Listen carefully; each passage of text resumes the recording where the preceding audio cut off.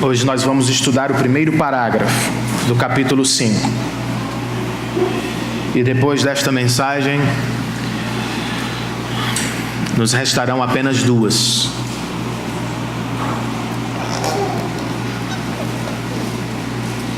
Tiago, capítulo número 5, nós vamos estudar do verso 1 ao verso 6.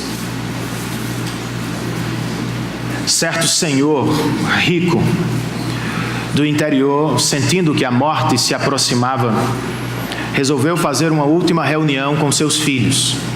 Alguns vieram de longe, São Paulo, exterior, outros vieram de perto, da capital ou de cidades maiores. Todos, porém, tinham algo em comum. Estavam todos muito interessados na riqueza do pai. Contudo, foram todos frustrados, porque o pai lhes disse: eu quero que vocês me façam uma promessa. E todo mundo balançou a cabeça, sinalizando que sim. Então o pai continuou: vocês vão me enterrar com todo o dinheiro que eu já ganhei na vida. Meses depois, o senhor veio a falecer e muitas pessoas apareceram no funeral e muitos choraram. Ninguém mais do que os filhos. E no meio do culto fúnebre, antes que o caixão se fechasse, um dos filhos se aproximou com um saco na mão e um cheque na outra. Começou a colocar o dinheiro dentro do saco e antes de sair colocou o cheque sobre o peito do pai.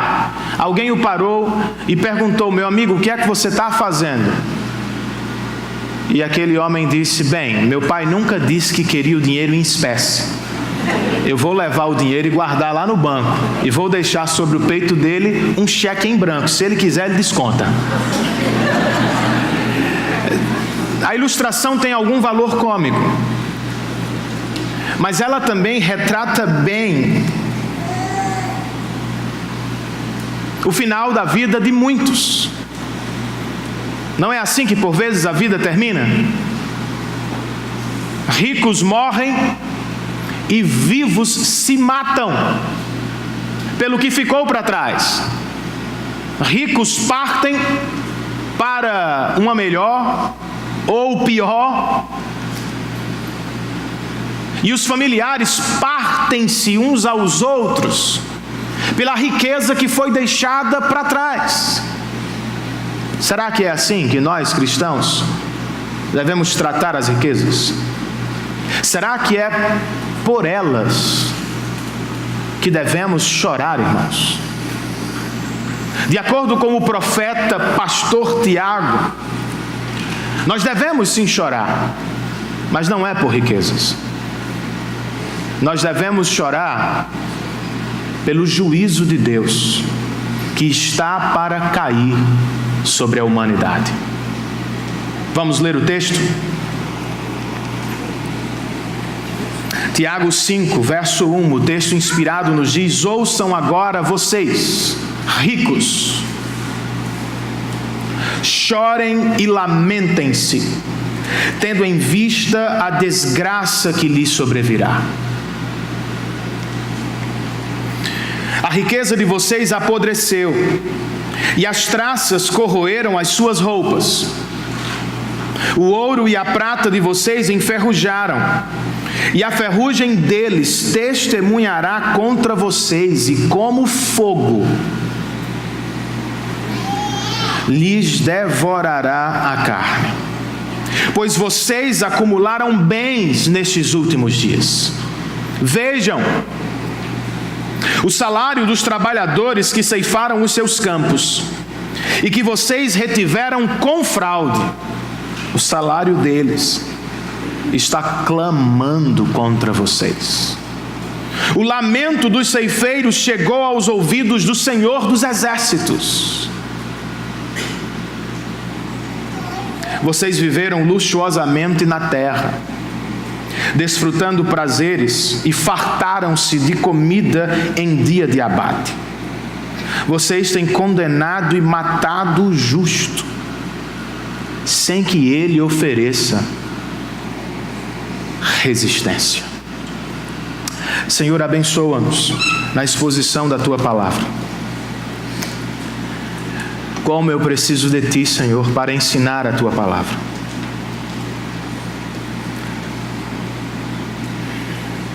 para aplicar a Tua palavra aos nossos corações. E como todos nós precisamos da assistência do Teu Espírito para ouvi-la e posteriormente para responder a ela de maneira apropriada, nós carecemos de uma obra do Senhor, a fim de que tenhamos condições de obedecer a esta palavra.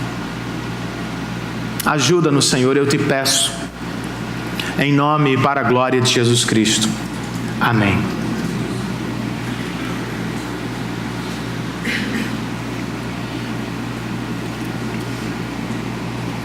Com quem Tiago está falando, irmãos? Com cristãos ou incrédulos? Com irmãos de sua igreja? Ou com os ricos que oprimem os cristãos que agora estão espalhados pelas nações? Eu poderia dizer que Tiago está falando com cristãos, pois afinal, quem iria ler ou se reunir para ouvir a carta de Tiago, se não cristãos? Posso dizer que ele tem os cristãos em mente, porque como os não cristãos, todos nós somos tentados pela época e pelos valores da sociedade em que vivemos. Mas eu também poderia dizer que Tiago tem em mente ricos não cristãos, até porque em nenhum momento deste parágrafo ele os chama de irmãos. Ele os chama simplesmente de ricos. Em nenhum verso ele os chama ao arrependimento. Ele os chama apenas ao lamento. E ele não prevê salvação ou restauração destes. Pelo contrário, ele antecipa a condenação deles. Logo, eu tenho para mim que Tiago está conversando com ou pensando nos ricos não cristãos que oprimem os cristãos. Contudo, este texto também fala diretamente ao coração de cristãos, pois cristãos e não cristãos são convocados por Tiago aqui a chorar, irmãos, e a lamentar pelo que está por vir. Porque é que os ricos, especialmente eles, devem chorar, irmãos? Tiago nos dá 3 respostas ao longo destes versos. Entre os versos 1 e 3, Tiago nos diz que os ricos, especialmente, estes devem chorar, porque no dia do juízo de Deus haverá muita desgraça. Parece forte, eu sei. Na verdade é forte. Mas é o que está registrado no texto. Como um profeta corajoso do Antigo Testamento, Tiago parece se colocar de pé em praça pública quando grita aos ricos: ouçam, vocês, ricos, prestem atenção. Eu tenho uma notícia para vocês. E ela não é tão agradável. Chorem, diz o verso 1, e lamentem-se. Chorem e solucem de chorar. Chorem e uivem, gritem enquanto choram. Por quê, irmãos? Tendo em vista a desgraça que lhes sobrevirá. Embora ricos, Tiago está dizendo, vocês ficarão paupérrimos. E embora levem uma vida boa, agradável e confortável, a realidade de vocês mudará radicalmente. Pois em breve, quando o Senhor aparecer nas nuvens, Ele vai sorrir para alguns e vai despejar ira e desgraça sobre outros.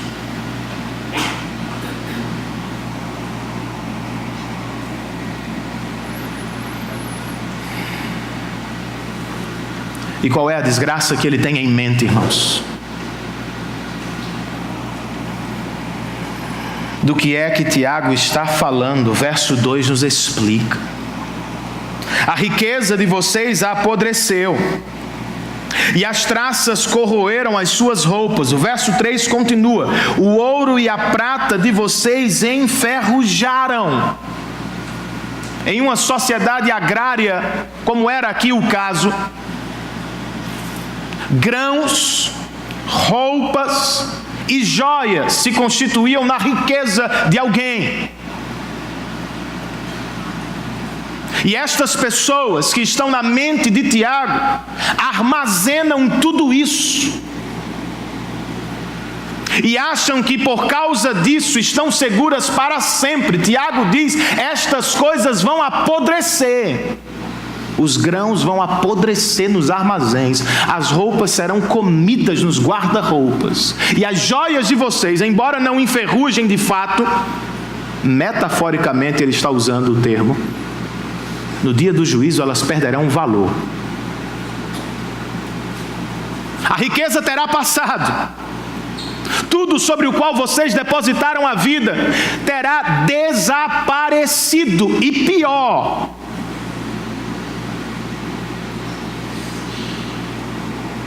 do que isso, Tiago nos diz que a podridão dos grãos armazenados, as roupas comidas por traças e a ferrugem das joias que vocês guardaram se unirão, diz o verso 3, em um testemunho de acusação contra vocês. Vocês terão perdido a riqueza, mas em uma última vez, a riqueza voltará ao tribunal de Cristo.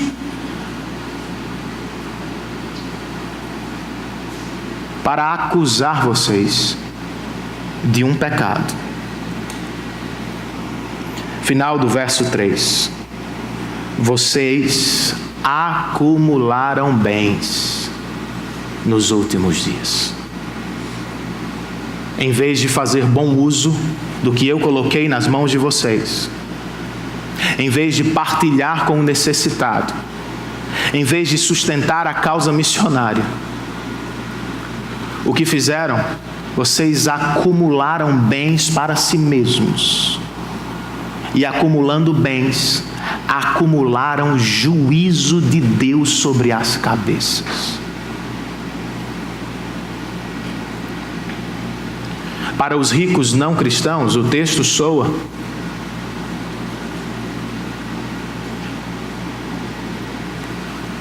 como uma sentença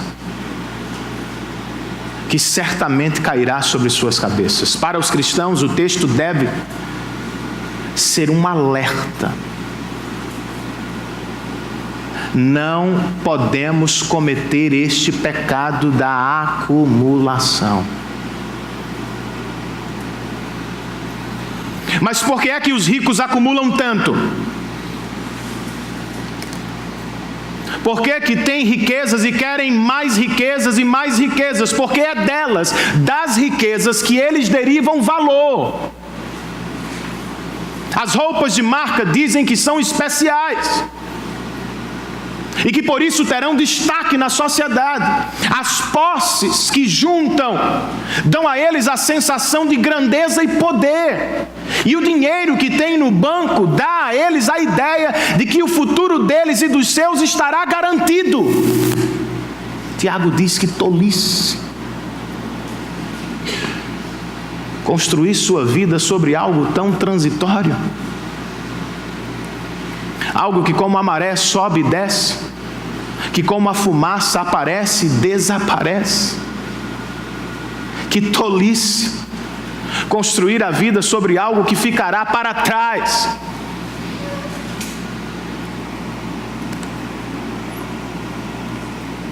Qual é a alternativa para os cristãos, irmãos? Ricos e não ricos, é Cristo. Por causa dele, pobres cristãos serão feitos herdeiros do reino celestial para sempre. Por causa dele, cristãos maltrapilhos, que sequer podem comprar roupas nas lojas populares de João Pessoa, por causa de Cristo, eles serão vestidos com a justiça e a graça dele para toda a eternidade. Por causa de Cristo, cristãos desprezados pela sociedade serão aceitos e abraçados pelo Criador do universo, e terão o privilégio de chamá-lo de meu Pai querido. Por que acumular se já temos tudo em Cristo Jesus? Nós não precisamos construir o nosso valor, irmãos. Não é em busca de valor que estudamos, trabalhamos, compramos, gastamos. Nós não precisamos disso. Sem Cristo, por mais ricos que sejamos, não temos valor eterno. Com Cristo, ainda que não tenhamos nada na terra, seremos eternamente valiosos aos olhos do Pai. Agora, por que acumular? Outra pergunta sugerida pelo texto. Se vivemos os últimos dias.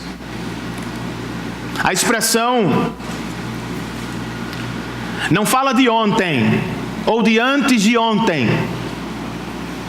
Quando Tiago usa a expressão nos últimos dias, o que ele tem em mente é o espaço de tempo que separa os dois eventos mais importantes da história: a morte e ressurreição de Cristo e o retorno futuro do Salvador. O Novo Testamento nos ensina que tudo o que veio antes dele foi preparação para o nascimento, a vida, a morte e a ressurreição de Cristo. Tudo, irmãos, que vem depois da ressurreição é a expectativa santa pelo retorno futuro do Filho de Deus. À luz do que foi conquistado para você na cruz, por que acumular tantos tesouros? E sabendo você que esta terra dará lugar a uma nova, e que você entrará num reino que não foi construído por suas próprias mãos, por que você vai segurar tantas coisas só para você?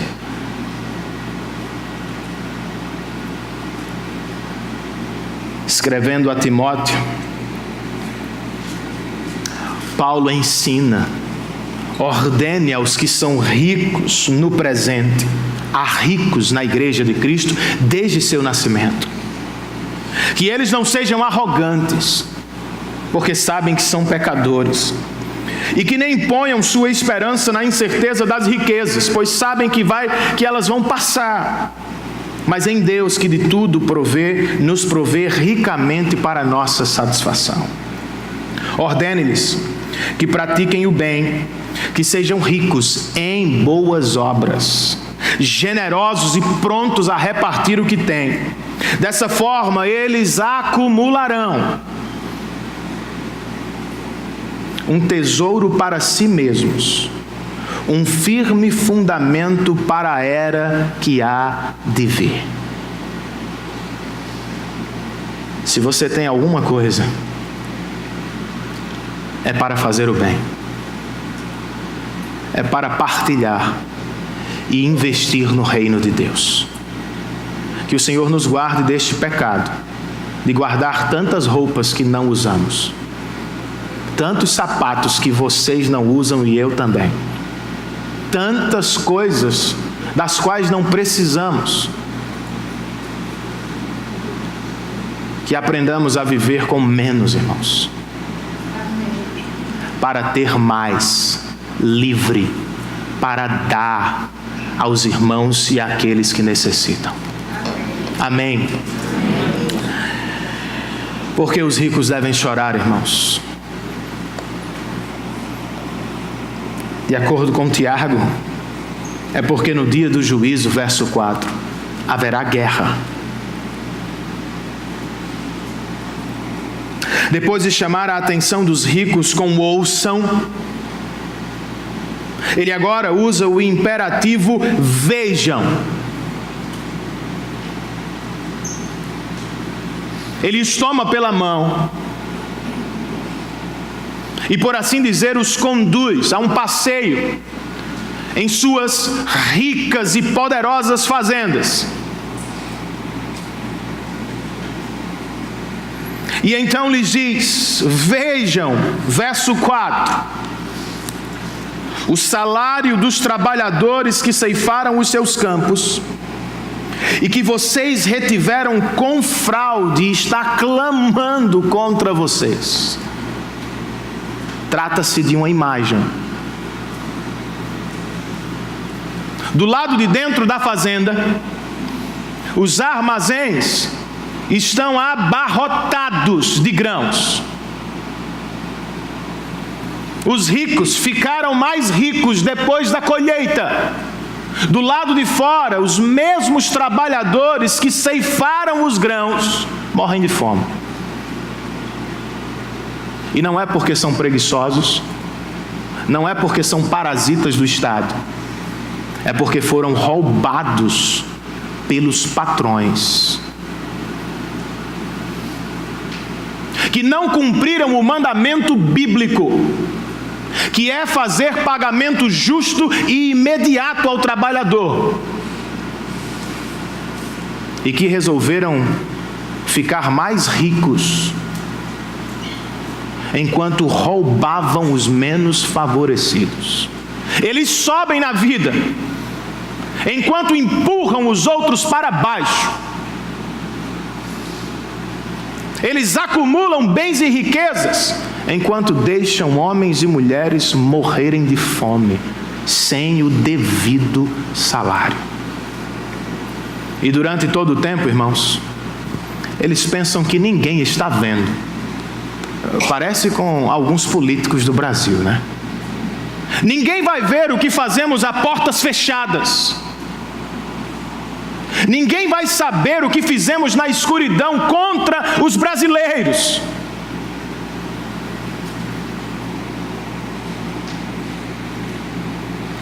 Ai de vocês, diz o profeta Tiago, verso 4, parte B, pois o lamento dos ceifeiros chegou aos ouvidos do Senhor dos Exércitos.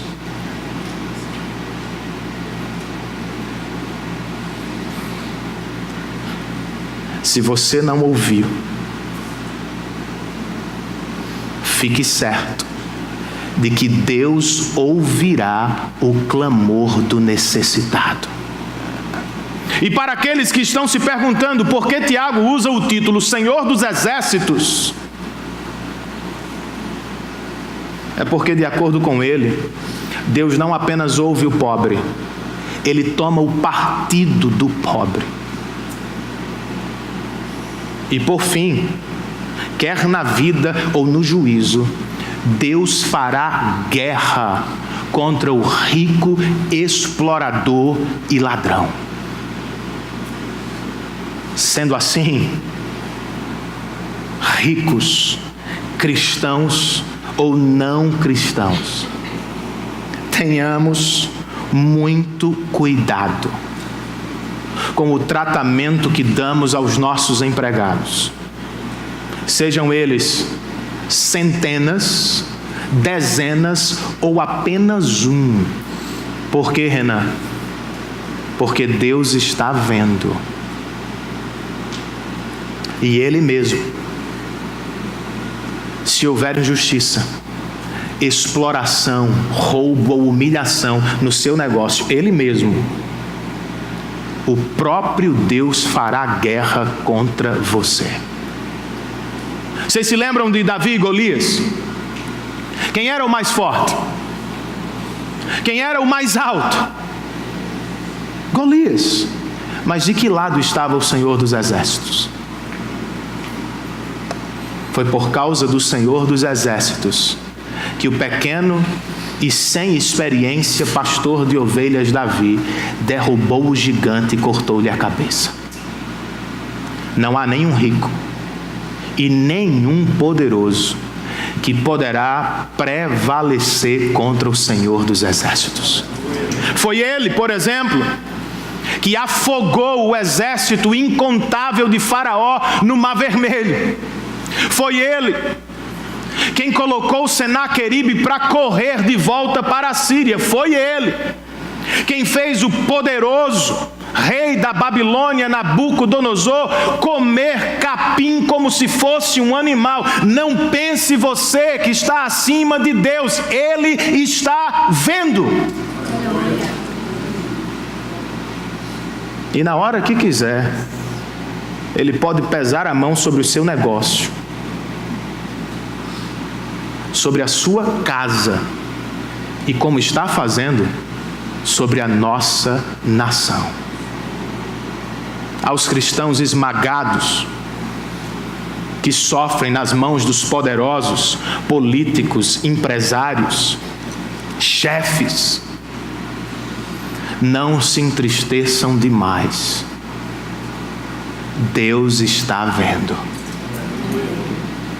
Ele ouve o nosso clamor, irmãos. Um salmista canta: o Senhor ouve o pobre e não despreza o seu povo aprisionado. O outro diz: o Senhor se põe ao lado do pobre para salvá-lo daqueles que os oprimem. É o que Tiago está dizendo. Deus não está alheio, indiferente. Ele sabe, minha irmã, do que você anda vivendo no trabalho. Ele sabe, meu irmão, da situação que você enfrenta na repartição. Ele sabe como é vender a ricos que querem sempre tirar tudo de você. Ele está vendo. E aos que duvidam de que por fim o Senhor lutará por nós, olhemos todos para a cruz de Cristo.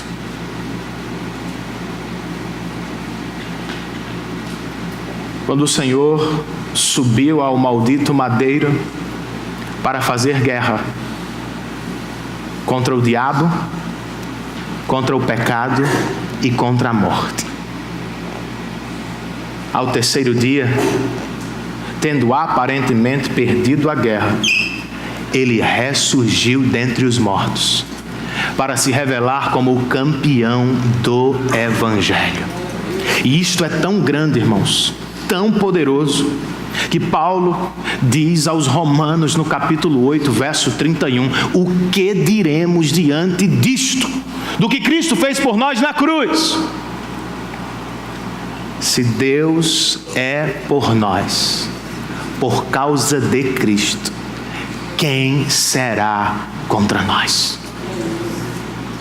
Que se unam todos os poderosos da terra, e que se juntem os mais terríveis demônios do inferno. Paulo está dizendo que eles saibam e tremam. Do nosso lado está o Senhor dos exércitos, que não perde batalha. É este Deus que vê você, que ouve a sua oração e que lhe acompanha durante a vida. Por fim, irmãos, Tiago nos diz que os ricos devem chorar, porque no dia do juízo final haverá justiça perfeita de Deus.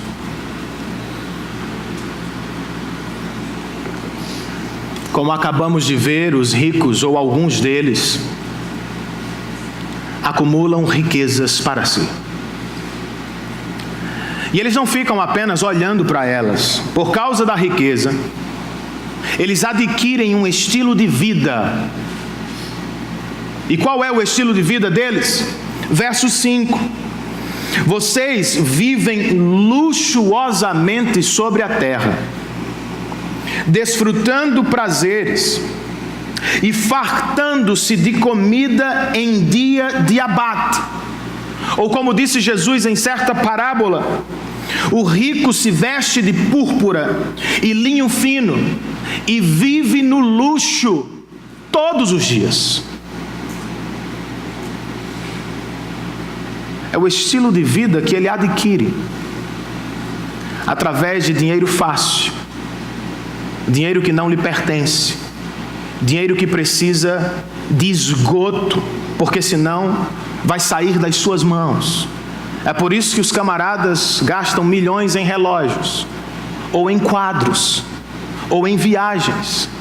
Precisam dar destino, e o destino é uma vida luxuosa, que lhes permite comer nos melhores restaurantes, no café, no almoço e no jantar, enquanto desfrutam das mais belas paisagens do mundo.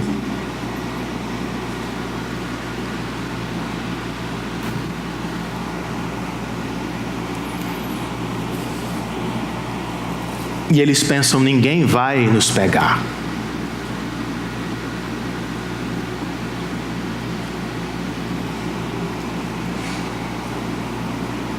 Eles acumulam riquezas através da exploração, do roubo. Mas olha o que diz o verso 6, irmãos. Vocês têm condenado e matado o justo sem que ele ofereça resistência. Sabe o que é isso? Ao unir os verbos condenar e matar, sugere um comentarista: Tiago está nos dizendo que os ricos que roubam, exploram e acumulam riquezas são capazes de subverter a própria justiça. E assim se tornam ainda mais ricos.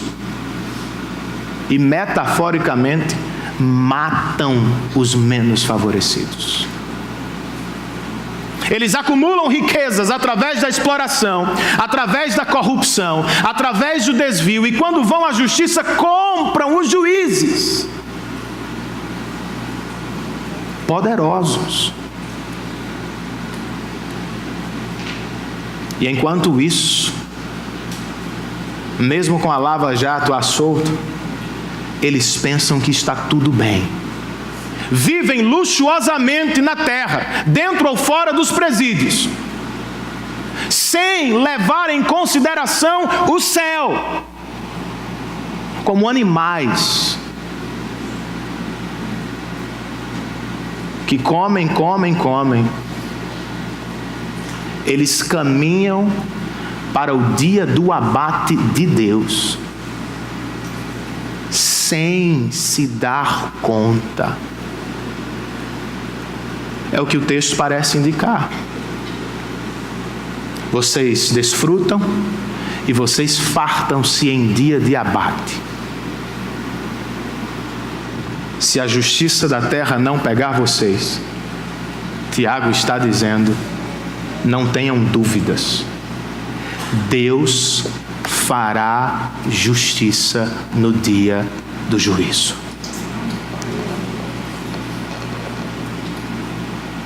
À luz desta verdade, como é que vivemos, cristãos? Em um mundo injusto,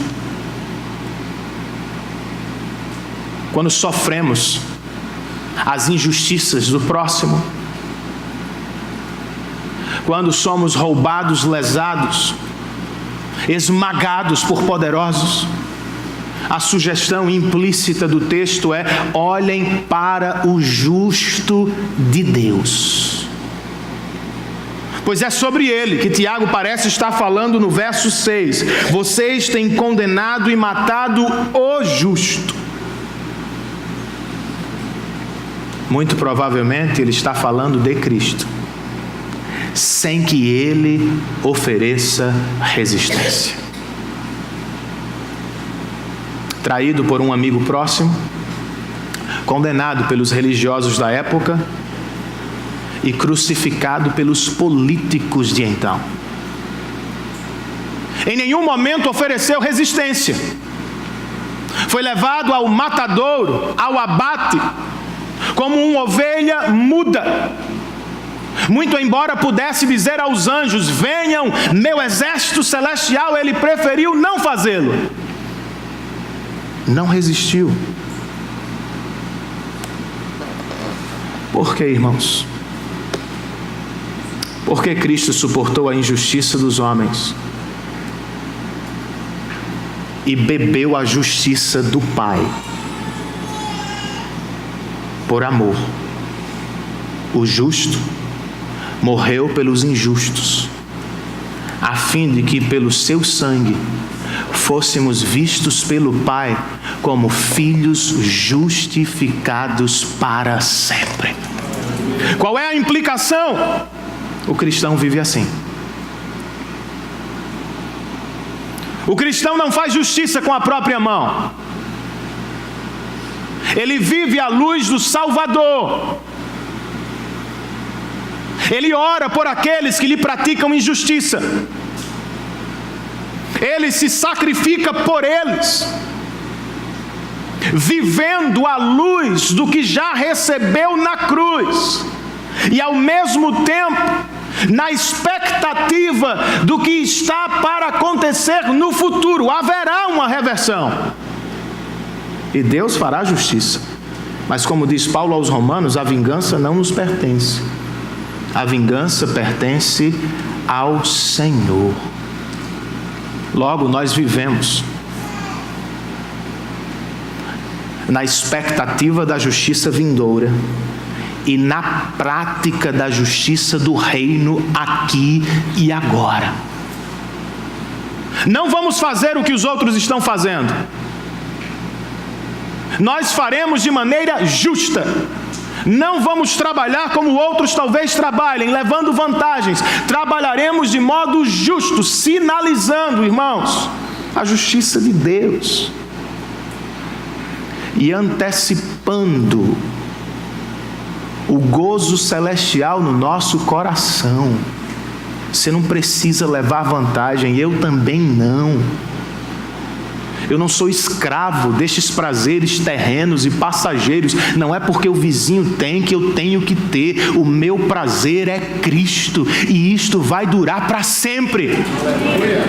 Logo, eu não preciso burlar, não preciso participar de esquemas, não preciso dar um jeito para pagar menos, para gastar menos com coisas que são legais. Eu tenho fé que Deus vai suprir todas as minhas necessidades, e que enquanto vivemos em uma contracultura, estaremos sinalizando a cultura justa do reino de Deus. Aos ricos que acumulam riquezas através de exploração, roubo e manipulação da justiça, fiquem cientes de que nem sempre será assim.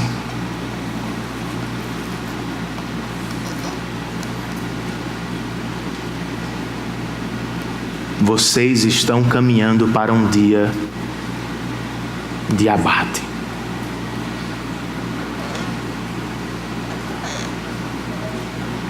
A mão pesada, poderosa, justa de Deus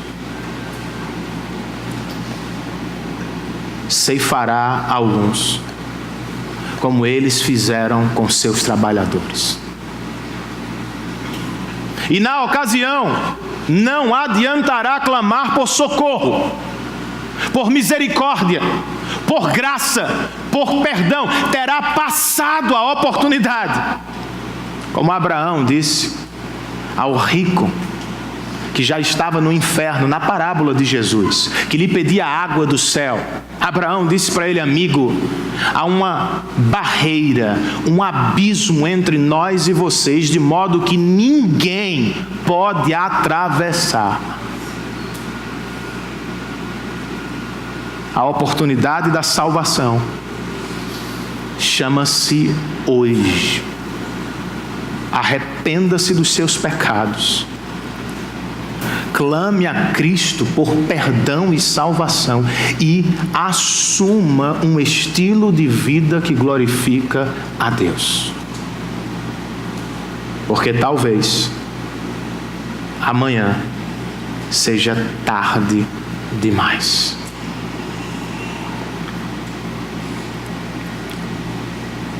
Será que devemos chorar por riquezas, irmãos?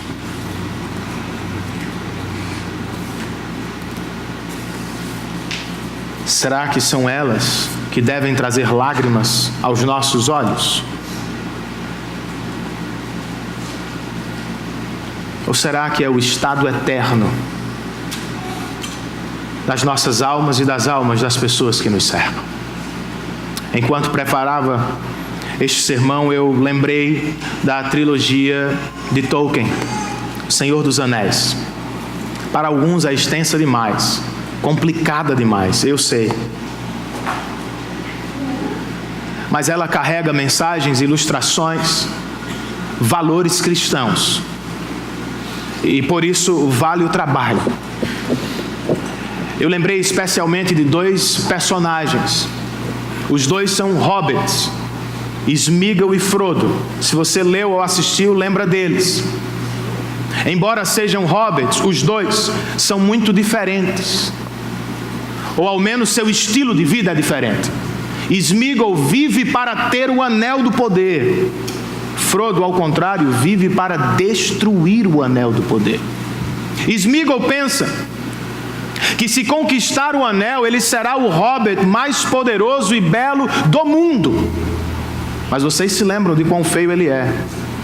Ele não percebe que à medida que se aproxima e ambiciona o anel, ele se torna mais feio. Frodo, coitado, é fraco. Aos padrões das crônicas é pequeno. E talvez sozinho não conseguisse mesmo cumprir sua missão. Mas com a ajuda de amigos, com a assistência de pessoas, ele vai até o fim e consegue dar fim ao anel, jogando-o em um lago de fogo. Vocês se lembram disso? Mas ele não pôde celebrar, porque Sméagol estava tão encantado pelo anel, ou com o anel, que ele se joga no lago em busca dele. Ele prefere morrer com o anel do poder na mão a viver sem ele na outra. Dessa forma, Tolkien, ainda que não confesse abertamente, sendo ele um cristão e carregando valores cristãos, estava pintando, irmãos, o destino eterno e a escolha que precisamos fazer pela graça de Deus entre acreditar nas falsas promessas da riqueza e quem sabe morrer com elas, ou largá-la abraçando a Cristo e a verdadeira riqueza. A riqueza pode prometer muito, mas se for seu Deus, se for alcançada de maneira ilícita, ela vai conduzi-lo à morte. Depois da morte, sem Cristo, você seguirá ao trono de Deus. E do trono de Deus, você será enviado à condenação eterna. A minha oração hoje é que você abandone a idolatria do seu coração. Diga não às falsas promessas da riqueza. Se aproxime de Cristo em arrependimento e saia daqui adorando o verdadeiro Deus, antes que seja tarde demais. Ouçam, não apenas os ricos, ouçam todos, chorem e lamentem-se. Arrependam-se diante do Senhor. Vamos ficar de pé, vamos cantar uma última canção e logo sairemos daqui.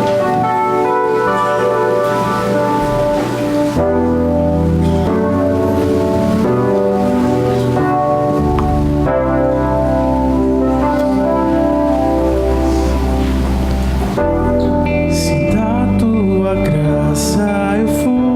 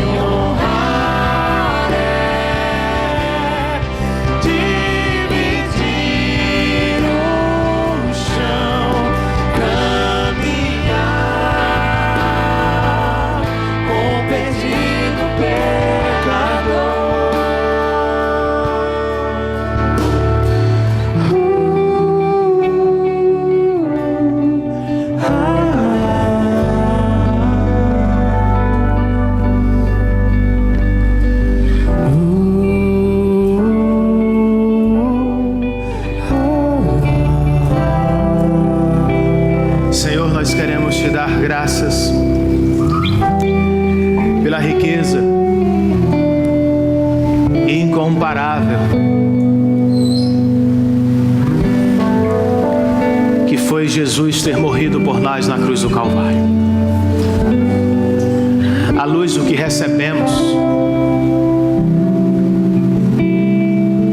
o próprio Deus encarnado, o Santo do Senhor entre nós, o justo Deus, o adorado entre os anjos, o puro e imaculado Cordeiro de Deus, que não tinha pecado sobre si. Senhor, que honra e que riqueza foi tê-lo morrendo no nosso lugar para a nossa salvação. Isso não pode ser, Senhor, ouvido de maneira indiferente, não pode ser apenas objeto intelectual. Isto precisa ser poder de Deus nos nossos corações, transformando-nos a uma vida que honra o Teu Evangelho. Perdoa-nos, então, pelo pecado da acumulação, Senhor. Talvez não tenhamos tantas riquezas, mas por vezes cometemos este pecado. A começar, ó Deus, da mesquinhez, da dificuldade que temos de partilhar os nossos recursos com o Teu reino. Não é tão difícil ir a um restaurante, não é tão difícil comprar uma nova roupa, mas por vezes é difícil dizimar e ofertar.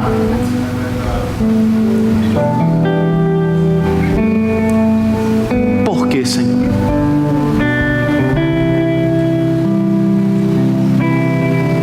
Muda os nossos corações. Tira os nossos olhos das riquezas passageiras e dos prazeres terrenos. E nos faz valorizar o Teu sacrifício na cruz do Calvário. E que tenhamos prazer de repartir com o Teu reino e com a propagação do Teu Evangelho os recursos que o Senhor mesmo colocou nas nossas mãos. Que eles não apodreçam no banco, que eles não sejam comidos por traças nas nossas casas, que as nossas joias não entrem em estado de destruição eterna. Que tudo o que somos e tudo o que temos seja usado para a glória do nome de Jesus Cristo. Que descansemos, ó Deus, sob a Tua justiça. E que saiamos daqui agradecidos por saber que o Senhor ouve o nosso clamor, que o Senhor vê a nossa aflição. Ó Deus, e que se há pessoas que acumulam de maneira pecaminosa, que maltratam seus funcionários, que manipulam os poderes para enriquecerem ainda mais, que o Teu Espírito lhes convença nesta noite do pecado e do juízo de Deus. Que se rendam a Ti, que todos nós nos rendamos a Ti, e que o Senhor nos capacite pelo poder do Teu Espírito, a uma vida justa no Teu reino e para a glória de Cristo. É o que nós Te pedimos, Senhor, nesta tarde, em nome dEle. Amém. Que o amor de Deus, nosso Pai, a graça do nosso Senhor e Salvador Jesus Cristo, a comunhão, a presença, o cuidado e o poder transformador do Espírito estejam sobre todos nós. E todos nós, em uma só voz, dizemos amém. Que Deus nos abençoe, queridos.